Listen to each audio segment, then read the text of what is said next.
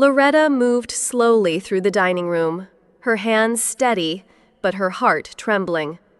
She placed fresh lilies into a crystal vase, her late husband's favorite flower. Their scent reminded her of the nights they used to dance in this very room, long before time and grief settled into the corners of the house. Tonight was supposed to be a celebration, her 65th birthday. She had spent 3 weeks planning it, every detail, every napkin folded with care. The roast was in the oven. The chocolate cake sat proudly on the counter, 3 layers of love and memory. And the table was set for 8. Place cards in her best handwriting: Elliot, Meadow, little Tommy, sweet Emma, Ruth, Carl. And at the head, her seat, where she could see them all, where she always belonged. She wore the navy blue dress with the pearl buttons, the one Elliot always said made her look elegant like Audrey Hepburn. She hadn't worn it in years. But tonight, she wanted to feel like family again. 6 p.m. The soft jazz playing in the background couldn't drown out the growing silence. Loretta stood by the window, watching the empty driveway. No cars, no headlights, just shadows stretching across the yard. She smiled tightly, checked her phone, nothing. No missed calls, no messages, not even a running late text. She glanced at the oven timer. The roast would be done in 20 minutes. The wine glasses sparkled. The lilies were fully opened, now fragrant and bright. Still no one. Her thumb hovered over Elliot's contact, then Ruth's, then Meadow's. She didn't press call. Instead, she whispered to the empty room, "Maybe I got the date wrong." But she hadn't. She knew it. The calendar reminder was clear. The invitations were sent 2 weeks ago. She'd called each of them personally just to be sure. And yet, she said it anyway. Because that small lie that maybe it was her mistake hurt less than the truth. They weren't coming. 7:12 p.m. Loretta sat down at the table, still fully set, still untouched. Her eyes drifted to her phone again, the screen lighting up with quiet insistence. She tapped open Facebook, and everything stopped. There at the top of her feed was a photo. Elliot, Meadow, Ruth, Carl, Tommy, and Emma, all dressed in white linen, sunglasses on golden sunlight on their smiling faces. Behind them, the endless blue of the Mediterranean. The caption, "Living our best life on the Mediterranean. So grateful for this amazing family getaway." She froze. Her breath caught in her throat. Swipe. Another photo, Tommy and Emma building sandcastles on a pristine beach. Swipe. Ruth and Carl sipping cocktails on a ship's balcony. Swipe. Meadow posing next to Elliot, her hand proudly resting on his chest, her smile triumphant. Not a single message, not a single apology. Not even a mention. And that's when the final crack gave way. Loretta didn't just feel hurt, she felt erased. This wasn't a forgotten invitation. This was a plan, an execution, a deliberate decision. And for the first time in 65 years, she understood the difference between being forgotten and being cut out. The next morning, Loretta sat at her kitchen table, the Facebook photos still haunting her phone screen like ghosts that wouldn't go away. And that's when the memories started flooding back. Not as isolated incidents, but as breadcrumbs of a plan. Tommy's 4th birthday. She'd shown up at the venue with a gift, only to be told the party had been rescheduled last minute. Meadow met her at the door with that perfectly polite smile. "Oh, Loretta, didn't Elliot tell you? We had to move it. Something came up." But Loretta had heard the children laughing inside, seen balloons through the window. Later, Elliot had insisted, "No, Mom, the party was definitely today. Meadow must have gotten the dates mixed up." Emma's first day of kindergarten. She'd asked Meadow 3 times what time the drop-off was so she could be there. Meadow had said, "Oh, super early, around 7 a.m., probably too early for you." Loretta showed up anyway at 8:30. Emma had already gone in. Loretta had missed her first step into a classroom, her nervous little wave goodbye. Last Christmas. Meadow had called 2 days before with that gentle tone laced in fake sympathy. "Loretta, I hate to do this, but Elliot's really overwhelmed. We're going to keep Christmas small this year, just us and the kids." Loretta spent the holiday alone, microwaving leftovers. And then Ruth, her own sister, sent her a picture by mistake. A massive party, over 20 people, laughter, music, decorations, everyone except Loretta. She hadn't missed it, she'd been excluded. And now looking back, it all clicked. It wasn't forgetfulness, it was a strategy. And Meadow, she wasn't just part of it, she was masterminding it. Loretta sat on the couch, the room quiet except for the soft hum of the refrigerator. She opened Meadow's profile again and began scrolling. One photo after another, stretching back over a year. Elliot helping Tommy with a science project, Emma dressed as a fairy for Halloween, Meadow holding hands with Ruth at a summer barbecue, Carl giving a toast at Thanksgiving, Tommy's soccer game, Emma's birthday, their trip to the mountains. They were all there. All the moments that matter. Every holiday, every weekend adventure, every memory. And not one included her. No photos, no tags, not even a comment saying, "Grandma helped bake this cake," or "Loretta brought the flowers." She had become a ghost in her own family's timeline, a digital erasure, as if she didn't exist. She scrolled slower now, almost afraid of what she'd find next, or rather, what she wouldn't. Post after post painted the perfect picture of a tight-knit, joyful family, a family that had quietly learned to live without her. And that's when she whispered it to herself like a truth too heavy to say out loud. "You're not being forgotten. You're being rewritten." Loretta didn't cry. Not when she saw the cruise photos, not when she realized her own sister was in on it. Not when the people she had fed, celebrated, and sacrificed for pretended she didn't exist. Instead, she stood up quietly. She walked to the kitchen, heels clicking softly on the hardwood floor like a metronome of betrayal. She took the chocolate cake off the counter, the 3-layer one, the one she'd spent all morning perfecting with hand-piped frosting and tiny sugared violets. She wrapped it in plastic, delicately, as if it still mattered, then placed it in a refrigerator. Not angrily, not bitterly, but deliberately, because the cake wasn't just dessert. It was the symbol of her effort, of her hope, of everything she still gave even when no one asked for it. She didn't slam the fridge. She didn't scream. She simply stood there, one hand on the refrigerator door, the other on the counter. And in that moment, still dressed in the navy dress, pearls glinting under the soft kitchen light, she whispered to herself, "You don't get to erase me." She may have put the cake away, but she wasn't putting the truth away with it. 1 week later, Loretta was still in her robe, cradling her second cup of coffee when she heard the doorbell. Ding dong. It rang once, then again. Hesitant, not urgent, but uneasy. She wasn't expecting anyone. She hadn't expected anyone in a long time. Peeking through the peephole, she saw a man, maybe mid-40s, with tired eyes and a creased blazer that looked like it had been slept in. He shifted from foot to foot, hands shoved deep into his coat pockets. There was something about his posture, nervous, but also desperate. She almost didn't open the door, but something instinct, maybe, made her unhook the chain. Just a crack. "Can I help you?" she asked cautiously. He looked up startled, but determined. "Are you Mrs. Patterson?" "Yes." "Loretta Patterson, Elliot's mother." "I am." And then he said something that chilled her more than all the silence of the past week. "My name is David Chen. I need to talk to you about your grandson and Meadow."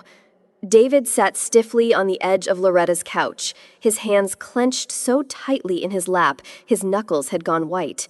He refused the coffee she offered. "I don't know where to start," he said, voice tight, almost shaking. "Try," Loretta replied gently. "I've had a strange week myself." He took a breath, deep and ragged. "Meadow and I, We were together for almost 2 years. We lived together, talked about getting married. Then she got pregnant. Loretta's heart slowed.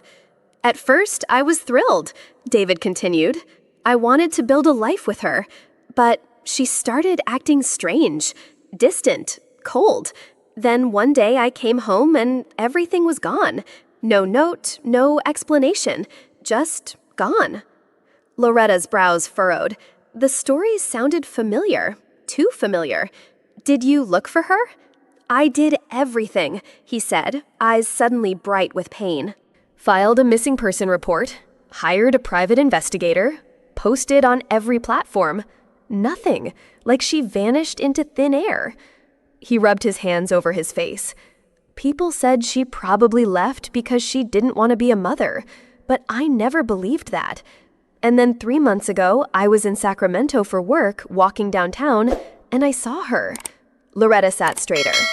She was holding the hand of a little boy, about 6, maybe 7. Brown hair, wide eyes. Same way of tilting his head when he concentrated. He pulled out his phone and opened an old photo, a childhood picture of himself. The resemblance was undeniable. It was like looking in a mirror, he whispered. Loretta stared at the photo, at the boy who looked exactly like her grandson, except now, for the first time, she felt a deep, terrifying chill run through her. What if he wasn't her grandson at all?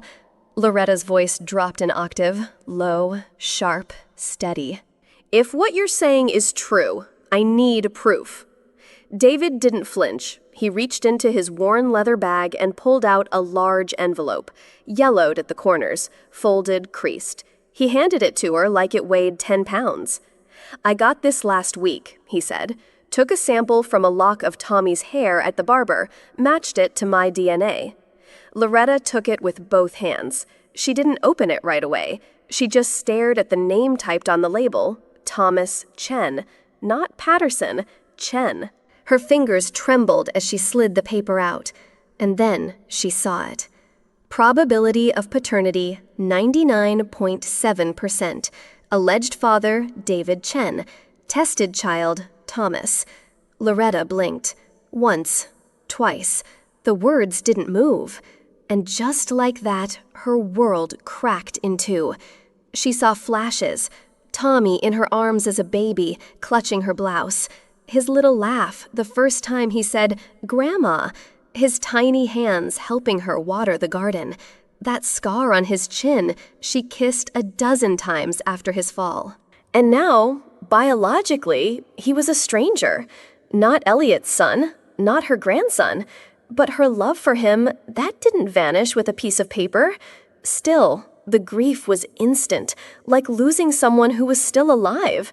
She sat down slowly, her knees buckling. 7 years, she whispered. 7 years I've loved that boy like my own blood. David nodded, his face taut with pain. I didn't come to take him away. I came to tell the truth. And the truth had just shattered everything. 2 days after the DNA results, Loretta picked up her phone. Her fingers didn't tremble this time. She scrolled past photos, past texts she never answered, until she reached Elliot's name. She hesitated just for a second, then pressed call. It rang twice before he picked up, voice as relaxed and oblivious as ever. "Hey, Mom, everything okay?" Loretta smiled into the silence.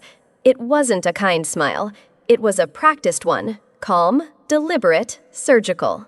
"I was wondering if we could all have dinner this weekend. You, Meadow, the kids, Ruth and Carl too." A pause. And then, "Dinner?" "Yes," Loretta replied simply. "Saturday night, I'll cook." Okay, let me check with Meadow." Of course, he had to check. 10 minutes later, her phone lit up with Meadow's number. "Hi, Loretta." Her voice was sweet, too sweet. "Elliot said you wanted to do dinner." "That's right." A beat. Then Meadow asked carefully, "What's this about?" Loretta didn't flinch. "It's about the future," she said quietly, "and what we've all been pretending not to see." There was silence on the line. But Loretta could feel it, the shift. Meadow knew. She didn't know what, not yet, but she knew something was coming. And this dinner, it wouldn't just be a meal. It would be war. Saturday night. The house smelled like Memory's roast beef with rosemary, steamed green beans, mashed potatoes whipped to perfection, just like Loretta used to make back when Elliot was still a boy who licked gravy off his spoon and begged for second helpings.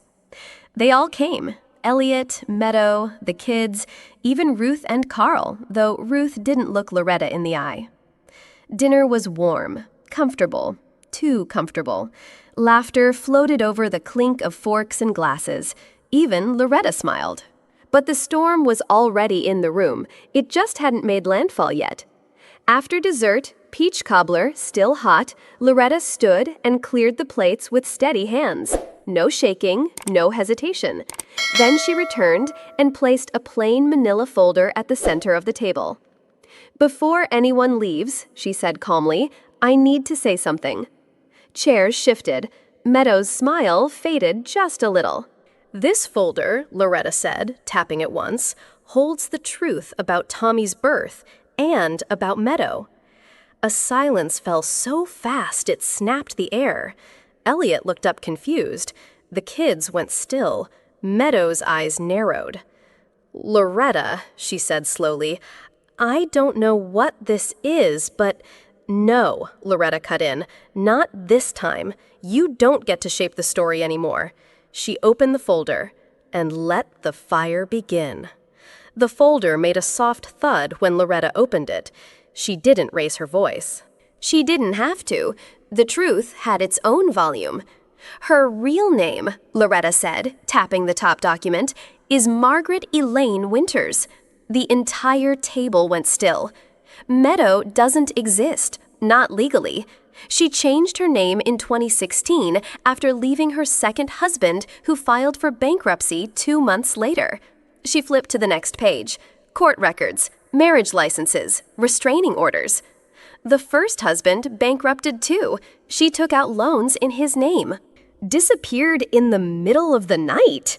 Elliot was frozen, his fork still halfway to his mouth. "You said you met Meadow in Colorado, right?" Loretta continued.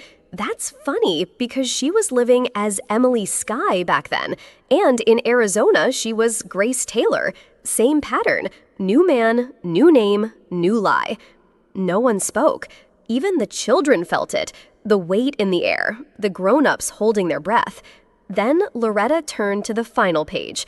"And Tommy, he's not your son, Elliot." A tremor passed through the room like a shockwave. "He's David Chen's son, and this," she held up the DNA results, "is proof." Meadow stood up, chair screeching, her face drained of color. You don't know what you're talking about," she spat. "Sit down," Loretta said, not loud, but final. Meadow hesitated. Then she turned toward the door, ready to bolt. "You erased me," Loretta said calmly, eyes fixed on her. "From family photos, from birthdays, from memories." Meadow's hand reached for the doorknob. "But I'm still here." The room held its breath. "And this time," Loretta said, her voice steel, "I'm not going anywhere." The door slammed, and with it, Meadow was gone. No one chased her. Not this time. The silence she left behind wasn't peaceful. It was the kind of silence that echoed, that wrapped around the walls like smoke after fire. Elliot sat there, eyes unfocused, lips parted slightly, like he was still waiting for someone to explain what just happened. "She lied to me," he finally muttered, "for years." Tommy stared at his plate, untouched since dessert. He didn't cry, but he didn't blink either. "Who's my dad?" he whispered, not really asking. Loretta didn't move from her seat. Instead, Emma climbed into her lap, arms tight around her neck. She didn't say a word, just pressed her little cheek into Loretta's shoulder, like she knew, like she had always known who really stayed. The room was filled with people, but only one heart was steady enough to beat for them all, Loretta's. She didn't wipe away Elliot's pain. She didn't try to fix the unfixable. She just reached out slowly and took Tommy's hand. The storm had passed, but the wreckage was still warm. David didn't barge in. He didn't show up with balloons or promises or grand speeches. He just came. Once a week, then twice. Then he started walking Tommy to school. Not to take over, not to erase Elliot, but to show up, to be there, to earn, not expect. He didn't push, he listened. They played catch at the park, nothing big, just soft throws. David missed on purpose the first few times, just to hear Tommy laugh. And slowly, something shifted. One afternoon, while Loretta watched from the bench, Tommy sat beside David with his legs swinging off the edge of the playground platform. "Hey," Tommy said, voice barely louder than the wind. David looked up, wiping sweat from his brow. "Yeah, bud. Can I call you something?" David smiled, cautious. "Sure, whatever you want." Tommy hesitated, then grinned. "Daddy Dave." And just like that, the name stuck. Not because of blood, but because of presence. Because in a world full of people who leave, David stayed. The first Sunday dinner was small, just spaghetti and garlic bread. No fancy settings, no folded napkins, no expectations. But Elliot came. Tommy brought a drawing he made for Loretta. Emma set the table. And when Loretta opened the front door, she smiled like it was Christmas morning. The house, once echoing with silence, now filled with clinks, stories, and laughter that felt real. Not perfect, but real. They didn't avoid hard topics. Sometimes Elliot still went quiet. Sometimes Tommy asked about Meadow, and no one had the perfect answer. But Loretta listened. She served seconds. She laughed loud when Emma made a face at the broccoli. And slowly, the house stopped feeling like a museum of what was lost. It started to feel like home again. One night, as she tucked Tommy in after a movie, he looked up at her. "You're not really my grandma, right?" Loretta paused, then smiled softly. "Maybe not by blood, sweetheart." Tommy blinked, thought, then shook his head. "You are. You're mine." She turned off the light, kissed his forehead, and whispered, "I always will be." Therapy wasn't a magic fix. It was awkward at first. Tommy fidgeted, Emma colored in the corner, Elliot crossed his arms, Loretta sat quietly, her hands folded in her lap. She wasn't there to solve everyone's problems, just to show up again. The therapist asked hard questions. "When did you stop trusting yourself, Elliot? Why did no one say anything when Meadow started isolating Loretta? What does family even mean now?" No one had clean answers. But something happened in the discomfort. Truth surfaced. Elliot confessed what he never told anyone. "I thought if I loved harder, Meadow would stay. I thought needing my mom made me weak." Loretta's eyes glistened, but she didn't interrupt. The therapist nodded. "Needing your mother doesn't make you weak, Elliot. It makes you human." Tommy looked up from his lap. "Does that mean it's okay to love someone even if they leave?" The therapist smiled gently. "It means love is never wrong. And trusting someone who hurt you, that's not a crime. That's courage." From that session on, the air between them felt lighter. Not healed, but honest. And sometimes that's where healing begins. It was a quiet afternoon when David brought it up. They had just finished planting sunflowers in Loretta's backyard.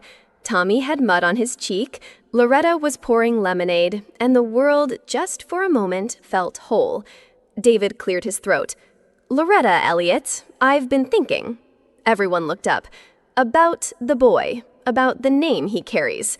Elliot stiffened slightly, protective, but David raised a hand, gentle. "I'm not here to erase anything. I'd never do that." He turned to Tommy then, back to the table.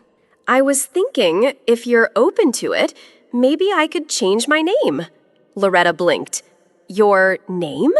"Yeah, make it David Patterson Chen, so Tommy knows he doesn't have to choose between where he came from and who stood by him." For a long second, no one spoke. Then Tommy said, "That means I get both?" David smiled. "Exactly. 2 names, 2 families, 1 heart." Elliot nodded slowly. his eyes glossy, but not in pain this time, in peace. It's a good name. Loretta raised her glass. To bridges, not borders. And just like that, a name became more than a name. It became a promise. There were still rough days. Some mornings, Tommy asked if Meadow would ever come back. Some nights, Elliot stayed up late staring at old photos. But healing didn't mean forgetting. It meant growing together. Tommy had 2 dads now. Daddy Dave helped with science homework. Dad taught him how to ride a bike without training wheels. Emma had her grandma back. Not just the woman who baked cookies, but the one who knew when to say no and when to pull her in for the warmest hug. Elliot, for the first time in years, stopped apologizing to himself. He learned that clarity is quieter than guilt and far stronger. And Loretta had peace. Not the peace of silence or being left alone, but the peace of being seen, of being needed again, not out of obligation, but because love had found its way back home. They weren't the picture-perfect kind of family, but they were something better, resilient, honest, healed, and that was enough, more than enough. Somewhere in a high-rise apartment 2 states away, Meadow Winters, or whatever name she's using now, is weaving another story. Another man, another house, maybe even another child. She hasn't apologized. She never will. People like Meadow don't look back, but this time she made one mistake too many. Because what she didn't count on was Loretta not disappearing quietly. She thought Loretta was like all the other women she had erased, gracious, silent, easily pushed aside. She underestimated what happens when a grandmother has nothing left to lose, and a truth that refuses to stay buried. Loretta didn't just survive Meadow's scheme, she dismantled it, piece by piece. And what's left now is a family that sees through the lies, a son who finally thinks for himself, and a little boy who no longer asks where his mother went because he's too busy living his real life. Meadow may still be spinning, but this time she's spinning alone. And the web? It's unraveling. The world didn't end with an explosion. It ended with a text message and started again with a simple reply. Loretta was folding laundry in the living room, Emma humming nearby, Tommy drawing rockets on a yellow notepad. Her phone buzzed. Elliot, the kids want Sunday dinners every week. Is that okay? She stared at the screen for a second, smiled. Not the kind of smile for pictures, the kind that comes from surviving the fire and still wanting to feed the people who once forgot you. She typed slowly. Loretta, that's what families do. She didn't need an apology. She didn't need revenge. She just needed this A seat at the table and people who remembered why it mattered. Every Sunday, no grand declarations, just chairs pulled out, hands held, food passed down, and love that stayed. Not perfect, but real. There's a photo now. It sits quietly on Loretta's mantle, framed in silver, untouched by dust. Tommy is sitting on David's shoulders, laughing so hard his eyes are closed. Emma is holding Loretta's hand, head tilted mid-laugh. And Elliot, he's right in the middle, smiling. Not forced, not posed, just present. They're not dressed up, no filters, no matching outfits. Just Sunday light pouring through the window and the kind of peace you can't fake. They look whole, because now they are. Sometimes the people who hold a family together aren't the loudest, the richest, or the most visible. Sometimes it's the one who sets the table, the one who remembers birthdays, the one who shows up even when they've been forgotten. Love doesn't always roar. Sometimes it simply stays. So if you've ever felt invisible in your own family, this story isn't just fiction. It's a mirror and a reminder you matter. Your love matters, and sometimes being there is the most powerful thing you can do.